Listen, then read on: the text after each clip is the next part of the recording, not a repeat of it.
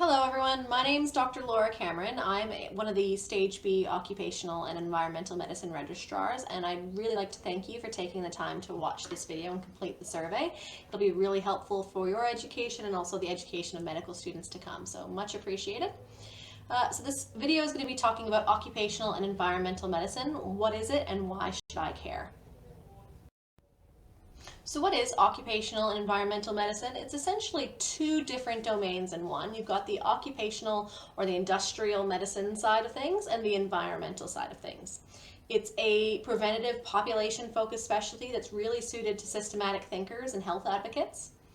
What we do is we examine how work environments can affect a person's health and vice versa, how a person's health can affect their work environment. The primary role of the occupational side of things is diagnosing and managing work-related illnesses and injuries.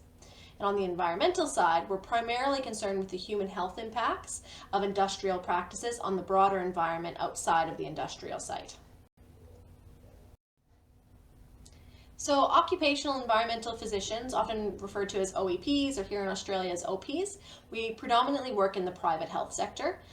We work with governments, regulators, employers, and workers, usually a combination of all four of them, and other health professionals to ensure positive health outcomes for workers and employers.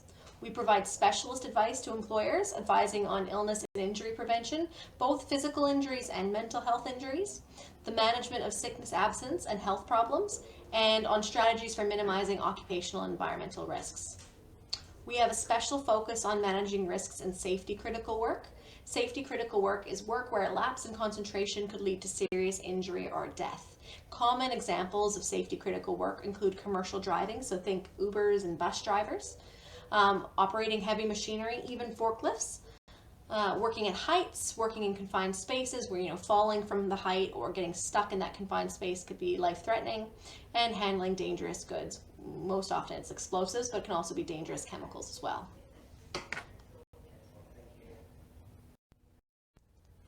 So OPs have a very specific set of skills. We are experts in ergonomics, toxicology, occupational hygiene, epidemiology, management skills, and work injury rehabilitation. So we need to be able to recognize the effects of poor ergonomics on a worker and be able to recommend how to improve them to reduce the risk of musculoskeletal injuries. We do lots of hazard identification and management.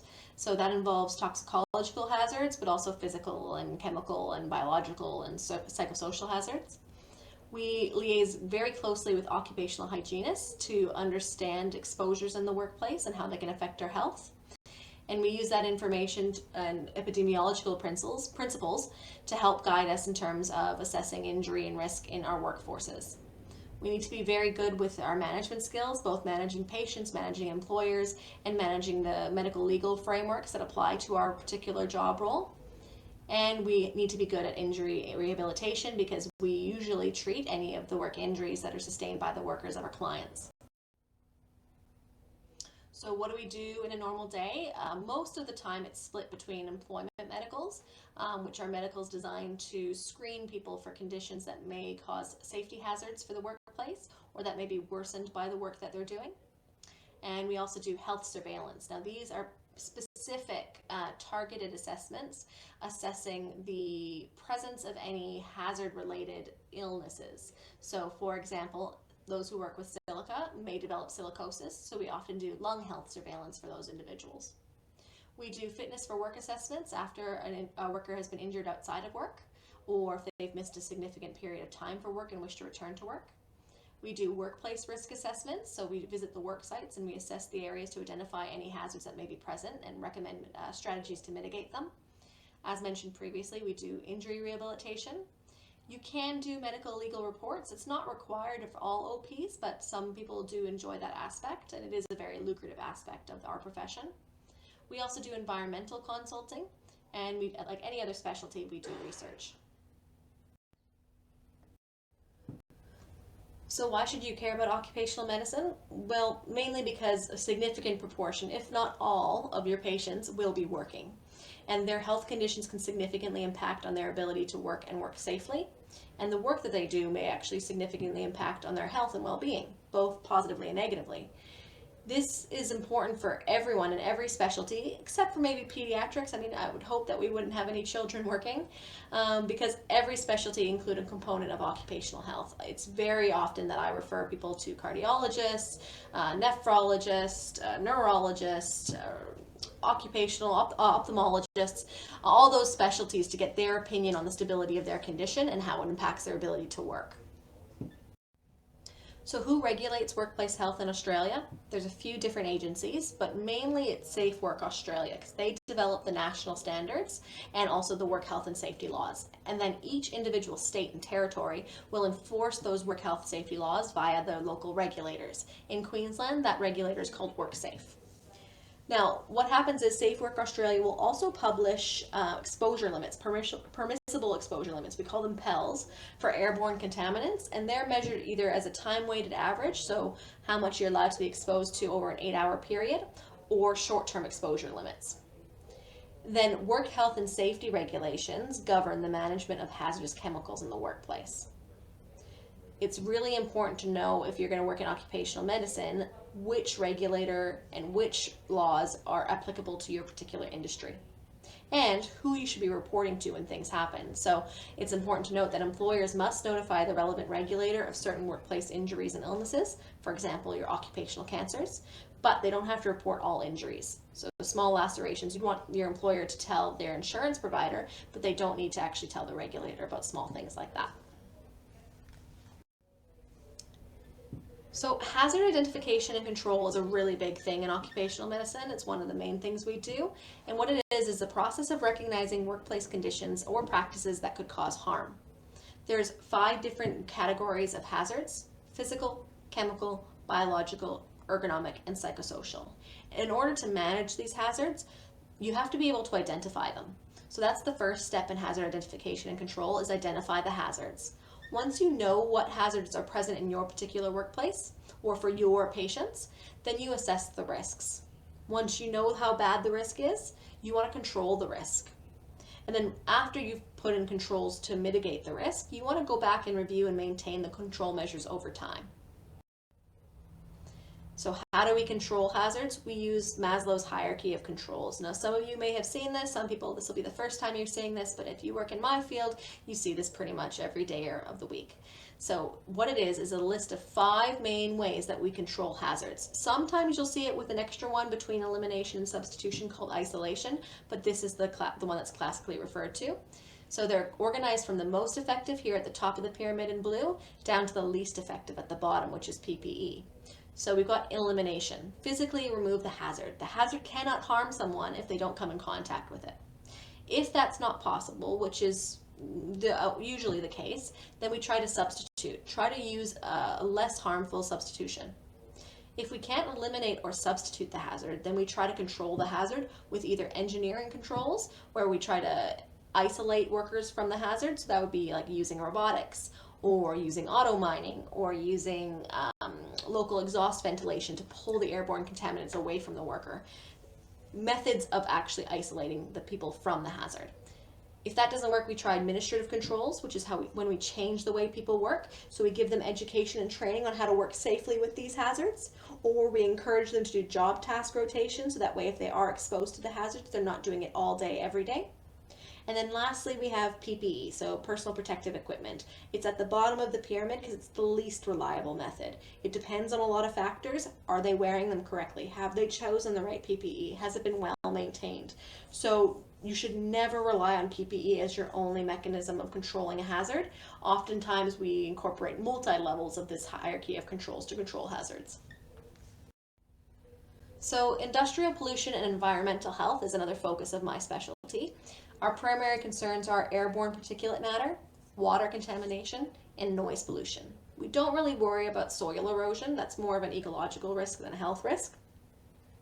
And we focus on the industries of concern, those that are most likely to pollute the environment, such as mining, manufacturing, and waste processing. There are particular chemicals that we really have a focus on. Those can be like PFAS. Some of you may have heard of these, forever chemicals.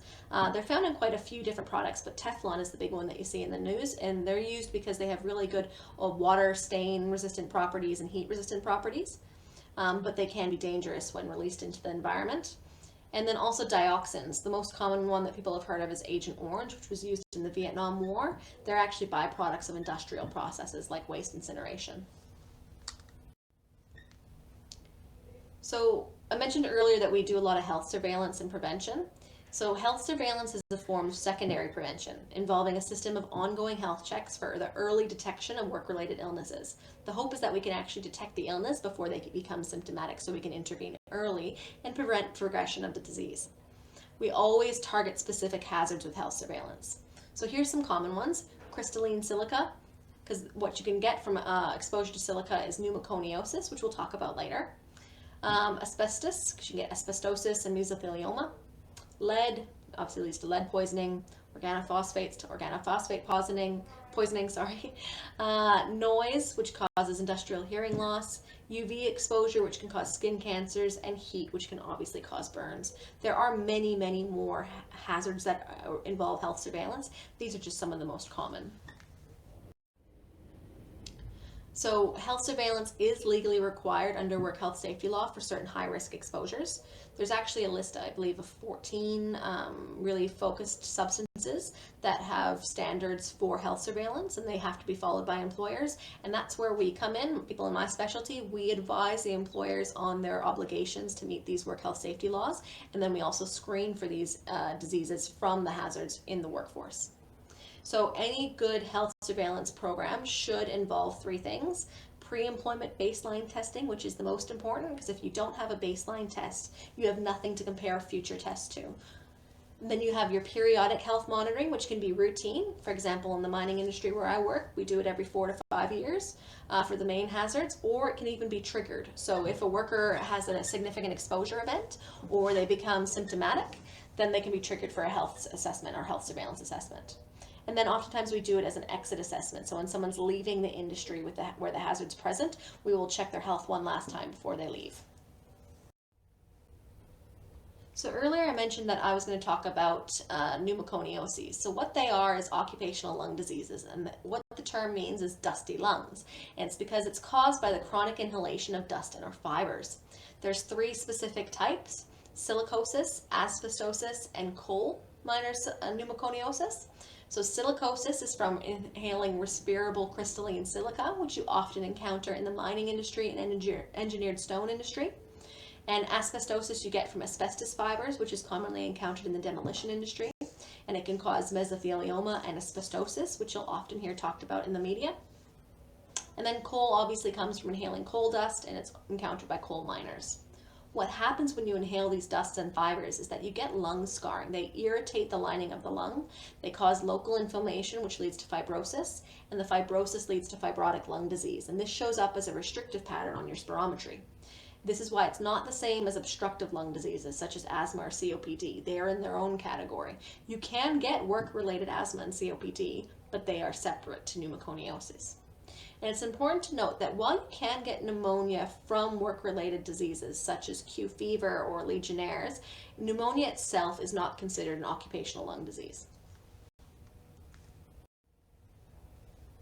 So heavy metals, this is a very common hazard that we encounter in my industry.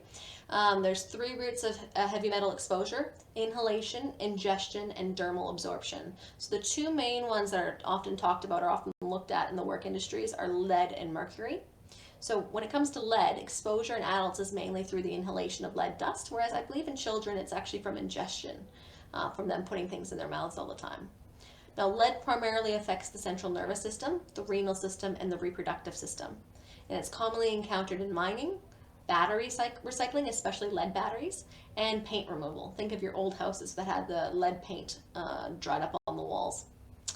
And then you get mercury, which is similar to lead in that the exposure is mainly through the inhalation, but it's not actually of the mercury dust, it's of the mercury vapor, because when mercury is spilled or heated, it releases a vapor at room temperature. And this vapor primarily affects the central nervous system, especially in children and pregnant women. And it's also commonly encountered in the mining industry, but also in the electronic industry and the dental industry. Noise-induced hearing loss. So this is a big one. There's recently been changes in the legislation affecting this, requiring that all employers do regular health surveillance for noise-induced hearing loss every 2 years. So it is a hot topic in my field. What noise-induced hearing loss is a sensory neural hearing loss, often affecting the 3,000 to 6,000 hertz range. And unlike age-related hearing loss, it has a characteristic notch at 4,000 hertz. Noise-induced hearing loss is caused by prolonged exposure to noise, usually over the 85 decibel average, over an LAEQ 8 hours. Now what that means is over an average of 8 hours. That is one of those time-weighted averages we talked about before. And what it does is it damages the outer hair cells of the cochlea. And the hair cells are particularly sensitive to sound at the 4,000 hertz range, which is why you get that characteristic notch at 4,000 hertz. And unfortunately, this type of hearing loss is irreversible. Now you can actually see it in this audiogram here on the right.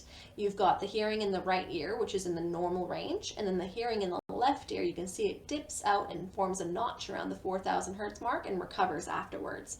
That is classic for noise-induced hearing loss. Interestingly enough, studies now are showing that prolonged exposure to noise has been linked to higher risks of cardiovascular diseases, specifically hypertension. We're going to very briefly touch on another chemical hazard called organic solvents. So common solvents are these things called toluene, xylene, and trichloroethylene. These are primarily used as cleaners and thinners in paint, ink, and rubber industries. So these are important to keep in mind if you have any of your patients who work in these industries.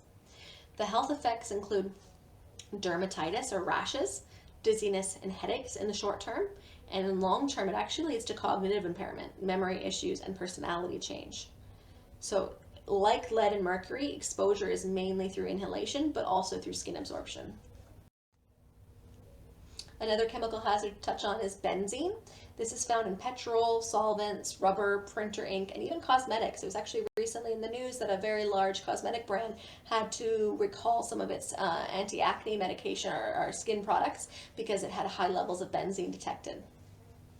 Now, the health effects of chronic benzene exposure are pretty devastating.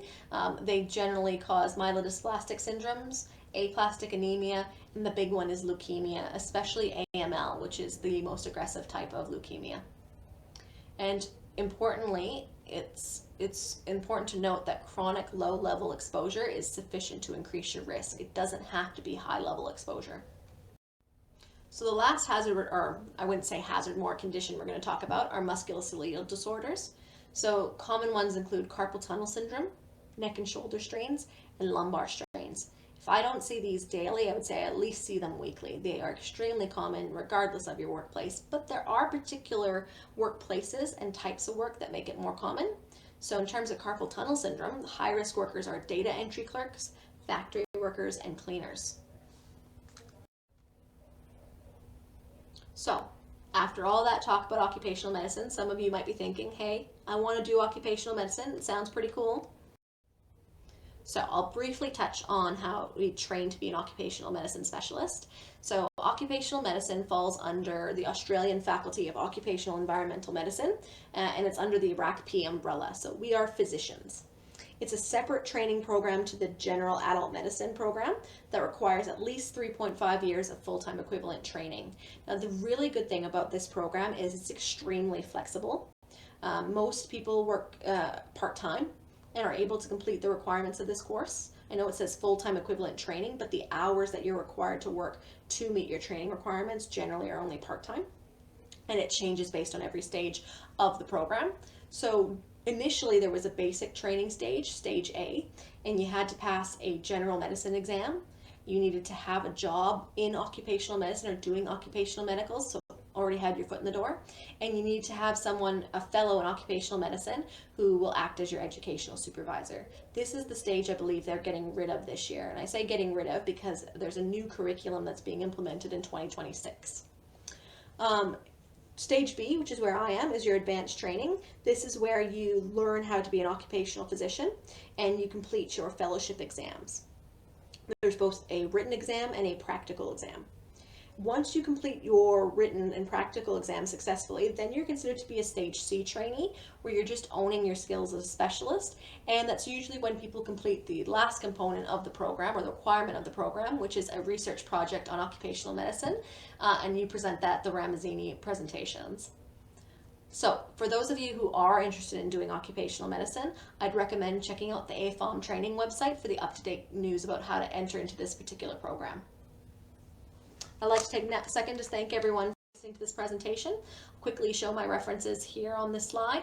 And if you have any questions, you're more than welcome to reach out to me through the email provided to you with your initial survey.